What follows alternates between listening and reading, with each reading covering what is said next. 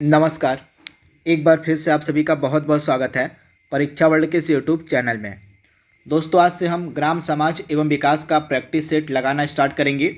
यह practice set आपकी लेखपाल भर्ती परीक्षा के लिए बहुत ही ज़्यादा महत्वपूर्ण है। इस प्रैक्टिस सेट के माध्यम से ग्रामीण परिवेश के हम 25 प्रश्नों को डेली बेसिस पर डिस्कस किया करेंगे। प्रत्येक प्रश्न को आपको बिल्कुल ईमानदारी पूर्वक सॉल्व करना है। प्रत्येक प्रश्न को आपको सॉल्व करने के लिए 3 से लेकर 4 सेकंड तक का समय दिया जाएगा। तो मैं आपसे रिक्वेस्ट कर रहा हूं कि इन 25 प्रश्नों को आप बिल्कुल ध्यान से अटेंड कीजिएगा, बिल्कुल ईमानदारी पूर्वक इनका जवाब देने की कोशिश करिएगा तथा लास्ट में कमेंट बॉक्स में अपना स्कोर बताइएगा हमें कि इन 25 प्रश्नों में से आपके कितने सही हुए हैं। आपसे मैं रिक्वेस्ट कर रहा हूं कि बिल्कुल ईमानदारी पूर्वक आप अपनी जानकारी को परखिएगा कि अभी तक आपकी जो तैयारी है ग्राम समाज एवं विकास की किस लेवल तक पहुंची है। इस प्रैक्टिस सेट के माध्यम से खुद को आप परख सकेंगे अगर आप ईमानदारी पूर्वक इस प्रैक्टिस सेट को सॉल्व करेंगे। डेली बेसिस पर हम आप तक आज से लेके जब तक आपका एग्जाम नहीं हो जाता एक प्रैक्टिस सेट पहुंचाते रहेंगे। यह हमारा पहला प्रैक्टिस सेट है। आप हमें कमेंट बॉक्स में बताइएगा कि आपको यह प्रैक्टिस सेट कैसा लगा। तो आज हम 25 इंपॉर्टेंट ग्रामीण परिवेश के प्रश्नों को सॉल्व करेंगे। आप बिल्कुल ईमानदारी पूर्वक इस प्रैक्टिस सेट को सॉल्व करिएगा। आपको प्रत्येक प्रश्न को सॉल्व करने के लिए 3 से 4 सेकंड तक का समय दिया जाएगा। तो चलिए वीडियो को शुरू करते हैं। तो पहला प्रश्न आपके स्क्रीन पर है। आपको बताना है उत्तर प्रदेश की कुल आबादी का कितना प्रतिशत हिंदू धर्म से संबंध रखता है। इसका जवाब आपको कमेंट बॉक्स में देना है। जल्दी से आप जवाब दीजिए इसका। तो इस प्रश्न का हमारा राइट आंसर क्या हो जाएगा? इस प्रश्न का हमारा राइट आंसर हो जाएगा ऑप्शन ए 79.73%। जो आपकी आबादी है उत्तर प्रदेश की कुल आबादी का जो 79.73% है वो हिंदू धर्म से संबंध रखते हैं। तो ऑप्शन जो आपका यहाँ पे ए है वो आपका बिल्कुल सही हो जाएगा। 79 कितना तो 73%। इसके बारे में आपको याद रखना है। यह 2011 के सेंसस के अनुसार मैं आपको बता रहा हूं, तो इसके बारे में याद रखिएगा। हिंदू आबादी आपसे पूछी जा सकती है। अगला प्रश्न है और जनगणना 2011 के अनुसार उत्तर प्रदेश में कितनी प्रतिशत जनसंख्या गांव में निवास करती है, आपसे पूछा जा रहा है। बिल्कुल इंपॉर्टेंट प्रश्न आपसे एग्जाम में पूछा जा सकता है।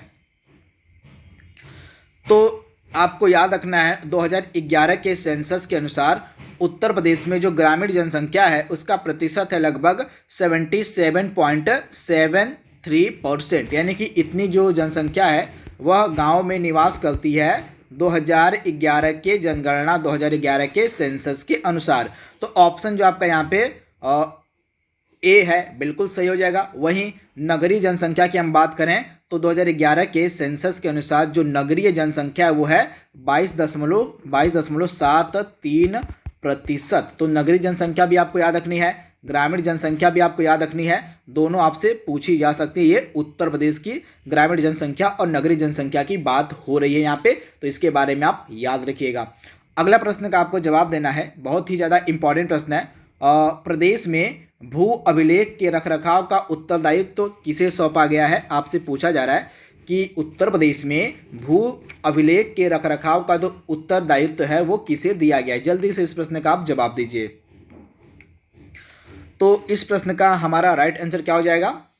ऑप्शन जो यहाँ पे दिया गया आपका जिलाधिकारी वाला, यहाँ पे उप नहीं होगा, यहाँ पे जिलाधिकारी बस आपका होगा। तो जिलाधिकारी के पास जो है आपका यह अधिकार है और किस भू अभिलेख के रखरखाव का। तो ऑप्शन यहाँ पे आपका सी जो है बिल्कुल सही हो जाएगा। जिलाधिकारी के पास जो है भू अभिलेख के रखरखाव का उत्तरदायित्व होता है। तो आप इसे याद रखिएगा। ऑप्शन आपका सी यहाँ पे बिल्कुल सही जवाब हो जाएगा।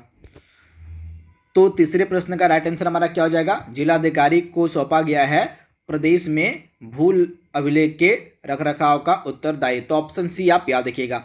अगला प्रश्न है राष्ट्रीय ग्रामीण विकास संस्थान की स्थापना कहाँ पर की गई है, आपको इसका जवाब देना है कि जो आपका राष्ट्रीय ग्रामीण विकास संस्थान है इसका स्थापना कहाँ पर किया गया था। इंपॉर्टेंट प्रश्न है। तो इस प्रश्न का हमारा राइट आंसर क्या हो जाएगा? तो आपका जो राष्ट्रीय ग्रामीण विकास संस्थान है इसकी स्थापना की गई थी हैदराबाद में।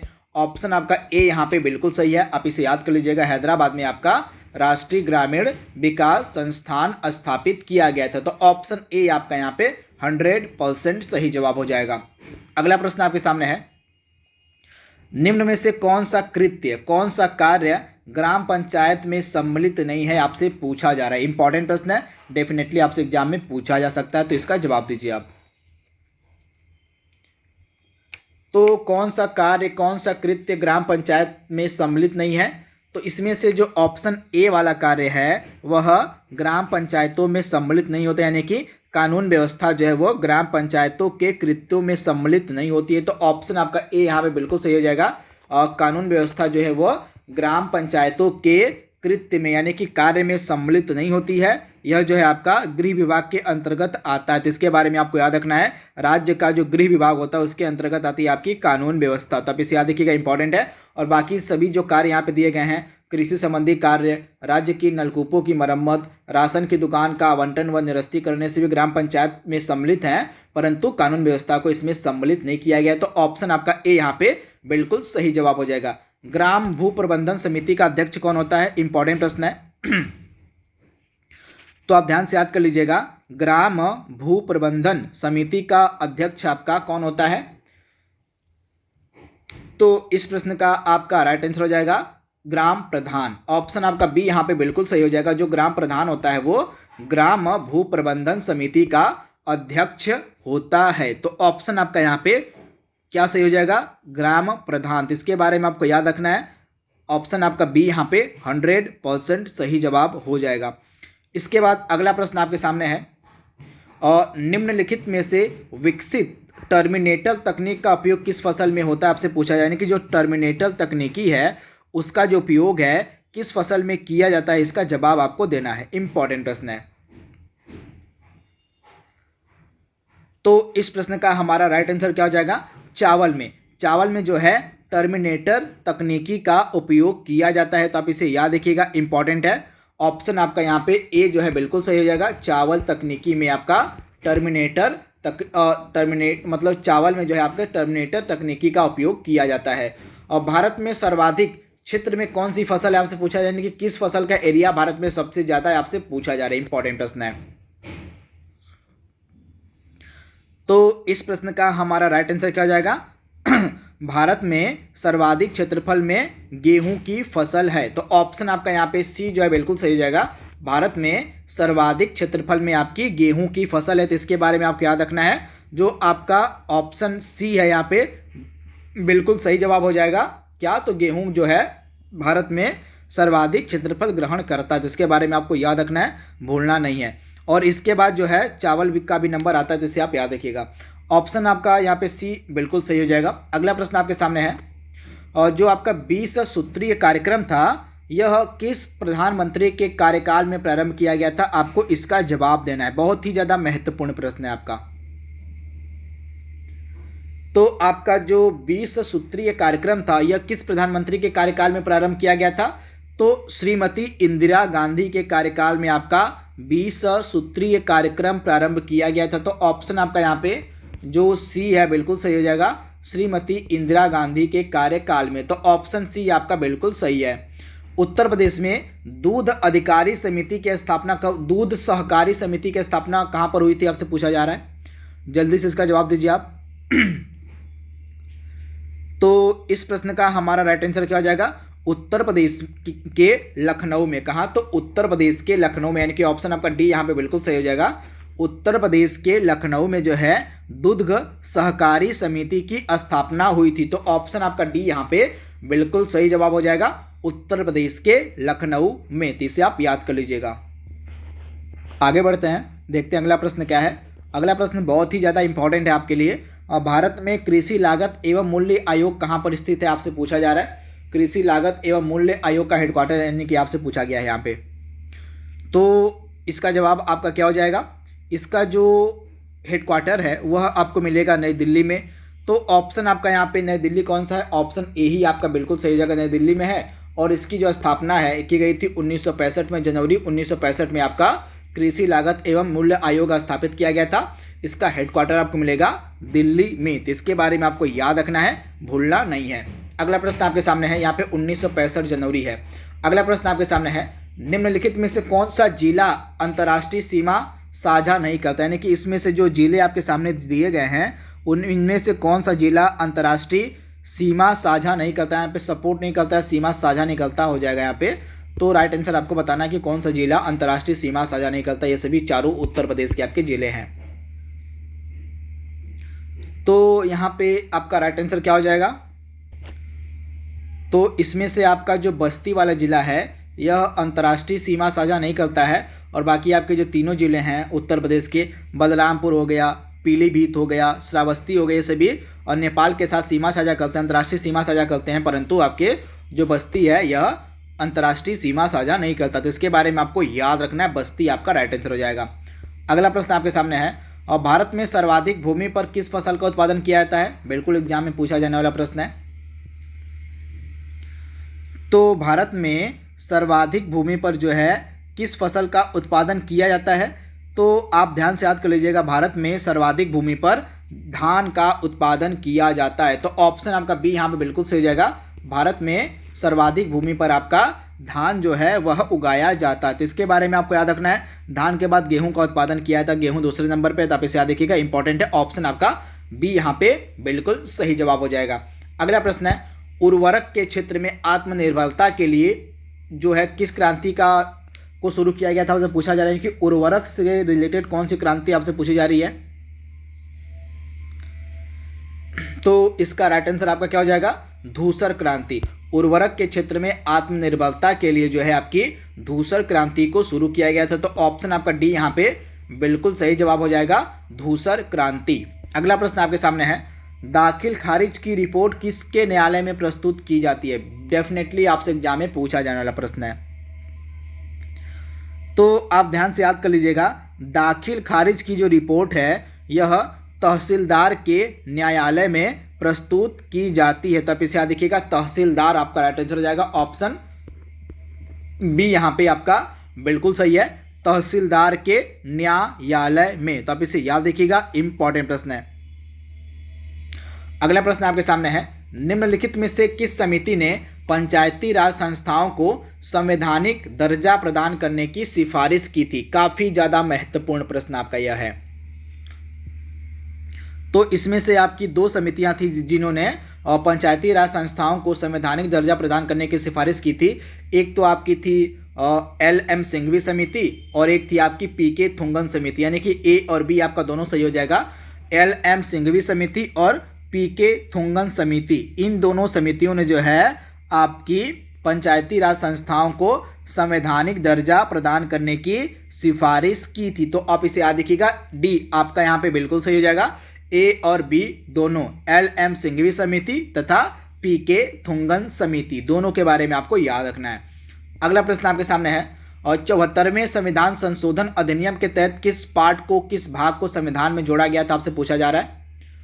तो आपका जो इसका राइट आंसर सबसे पहले आप दीजिए पहले।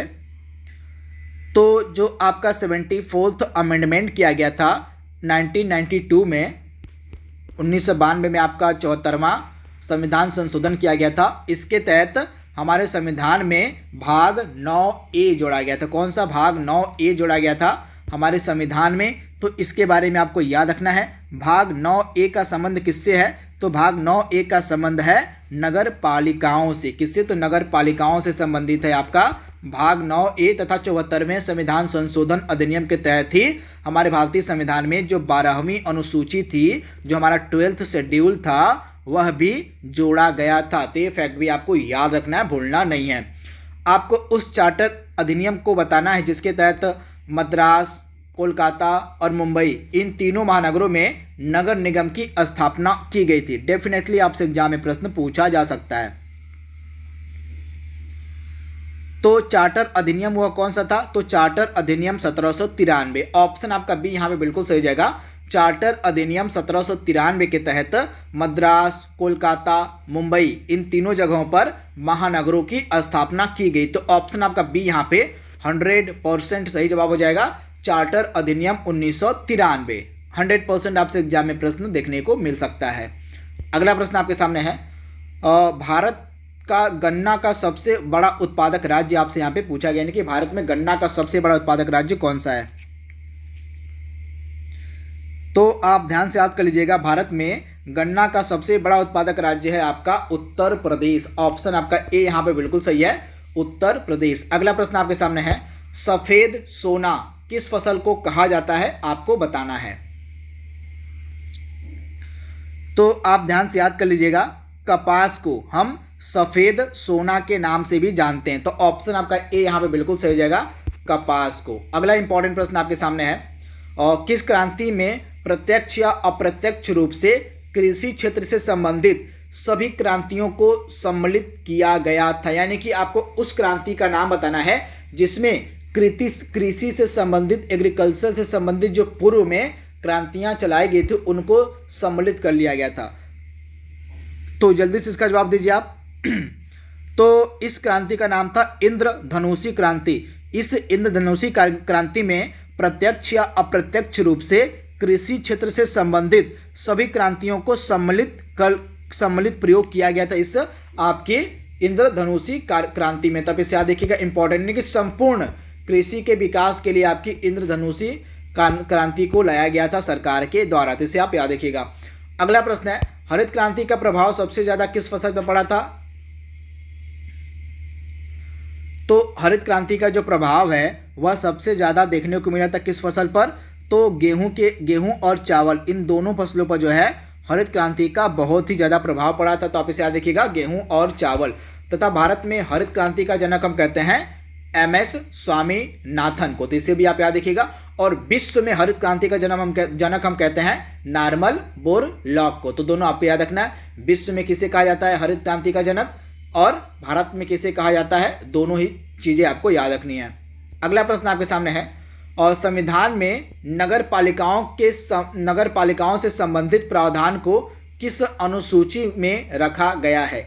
यानी कि नगर पालिकाओं से संबंधित कौन सी अनुसूची आपसे पूछी जा रही है। तो 12वीं अनुसूची जो आपकी है वह नगर पालिकाओं से संबंधित है। तो आप इसे याद रखिएगा, 12वीं अनुसूची का संबंध आपका नगर पालिकाओं से है। अगला प्रश्न है, और पंचायत की शक्ति, अधिकार और उत्तरदायित्व किस अनुच्छेद में वर्णित है, आपसे पूछा गया है।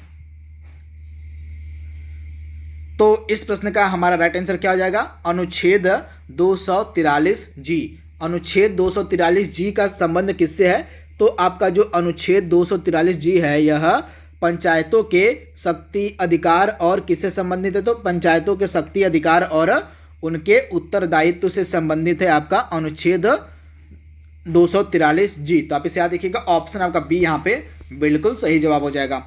आज के प्रैक्टिस सेट का हमारा लास्ट प्रश्न आपके सामने है, एकल संचयन किसे कहते हैं। इंपॉर्टेंट प्रश्न, यानी कि एकल संचयन, इससे इस प्रकार लिखा आएगा।